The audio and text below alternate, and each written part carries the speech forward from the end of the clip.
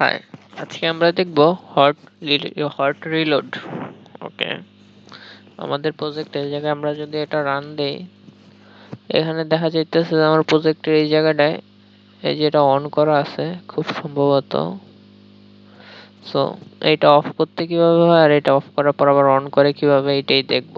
এই যে অন করা আছে আমার এখানে, এই যে অন করা আছে। আমরা এখানে অন করার জন্য আমরা টুলসে যাব, এটা অফ করার জন্য টুলসে যাব, টুলসে যাওয়ার পর অপশনস, দেন এই যে আমরা যেহেতু এটা অন করা আছে আমরা যদি এটা অফ করে দেই তাইলে এই যে এখন কিন্তু হট রিলোডটা হবে না। এটাকে অন করা, অন করার পর অফ করার জন্য আমার এখানে টু অপশনস, ওকে,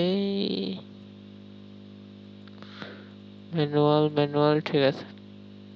আচ্ছা যাই হোক, এটা একবার অন করে, সেটা অন করা থাকলেই ভালো। এইভাবেই হট রিলোডটা আমরা এখানে টুলসে যাব, সরি, আচ্ছা আমরা কিভাবে অন করতে হয় এটা আগে দেখি। টুলসে যাব, টুলসে যাওয়ার পর অপশনসে যাওয়ার পর, আচ্ছা ওইটা কোথায়, ডিবাগটা কোথায়? অপশনসে যাওয়ার পর ডিবাগে যেতে হবে আমাদের। where is the debugs? এই তো ডিবাগস, সরি, এই যে অপশনসে যাওয়ার পর ডিবাগিং এ যাওয়ার পর .NET plus C++ hot reload, তারপর apply hot reload on save file. Okay, then save. Okay, এরপর আমরা যখন এটা রান দিব, এই যে হট রিলোডটা অন হয়ে আছে।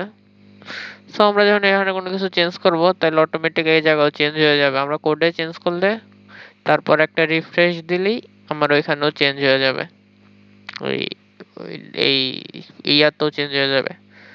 আমার বারবার এটা বন্ধ করে দিয়ে এটা কাজ করে আবার চালু রান দেওয়া লাগবে না, প্রয়োজন পড়বে না।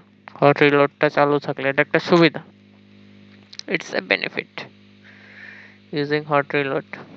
ওকে, দ্যাটস ইট। এভাবে চালু করতে, এটা খুবই বেসিক একটা জিনিস, খুবই সিম্পল। আমিও জানতাম না, কিছুদিন মধ্যে তোমরা, আমিও জানতাম না, আমিও শিখলাম নতুন। ওকে, দ্যাটস অল, বাই।